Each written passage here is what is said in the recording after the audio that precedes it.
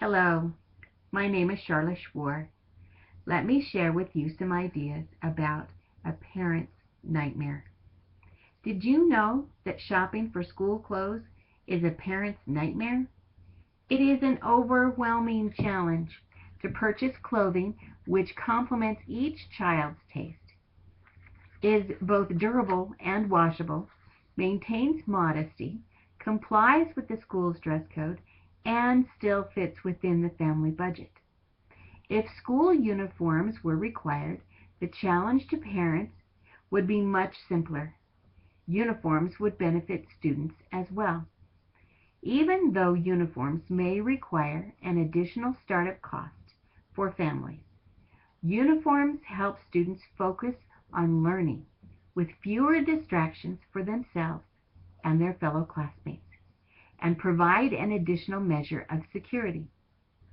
Adults have jobs for which they appropriately dress.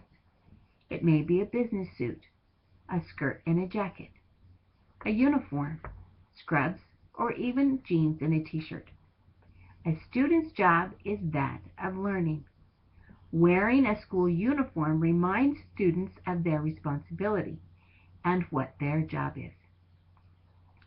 Stephen Daniels wrote about the necessity of school uniforms for the Opposing Viewpoint series. He quoted Alan Sledge, who is the assistant principal at Brawley Middle School in Halifax County, saying their uniform policy was, quote, very effective and places a valuable role on the academic setting because kids are more focused on their books over their clothes, end quote. Let's remove outside influences of immodest clothing, violence, gangs, obscenity, and alcohol or drug use, and bring the focus back on learning. Sometimes an endorsement of proposed behavior by someone in authority is all we need to move forward. President Clinton gave such an endorsement in his 1996 State of the Union address. President Clinton said, quote, if it means that teenagers will stop killing each other over designer jackets, then our public schools should be able to require the students to wear school uniforms, end quote.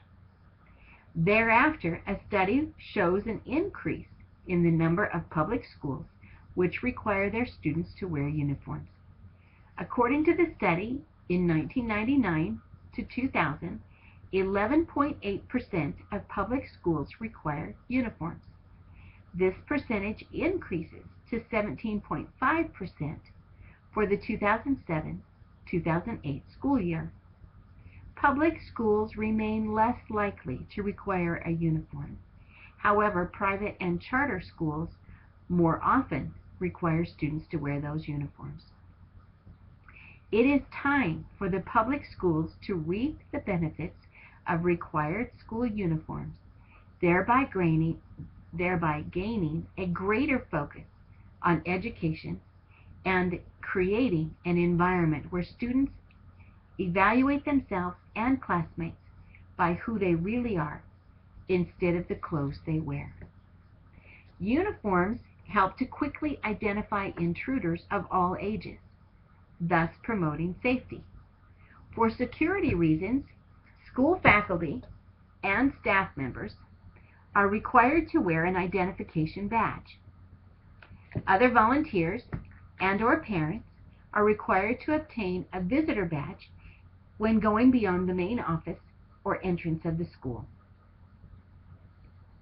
Students then are assured adults they encounter in or around the classrooms are supposed to be there. School uniforms go beyond these security measures, providing a quick identity check for anyone entering the school. A typical dress code includes a lengthy list of do's and don'ts, leaning more heavily on the don'ts. May I share with you one of my own experiences? Put yourself in my shoes. I was a mother who wanted to surprise her junior high son with a new shirt. It was a spur-of-the-moment gesture of goodwill. My budget required that I look at inexpensive t-shirts. How could I possibly remember which t-shirt logos were allowed and which were forbidden? Which colors are banned by the current dress code?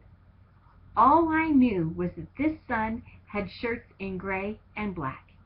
He needed a new color for his wardrobe, so I bought a solid red t-shirt. The shirt is modest, does not promote obscenity, alcohol, or drug use. However, I wasted my money. A solid red t-shirt is not allowed at school because of its connection to gangs. If the school required uniforms, the do's and don'ts of clothes shopping would be so much simpler.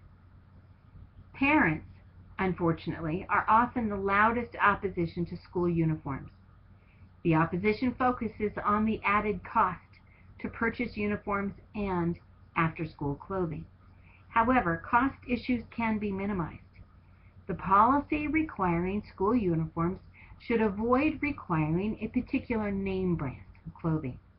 The policy should establish an outline of the components of the uniform's color and type of item.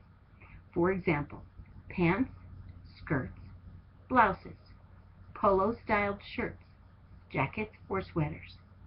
These components can be purchased from a variety of sources in the desired fabric.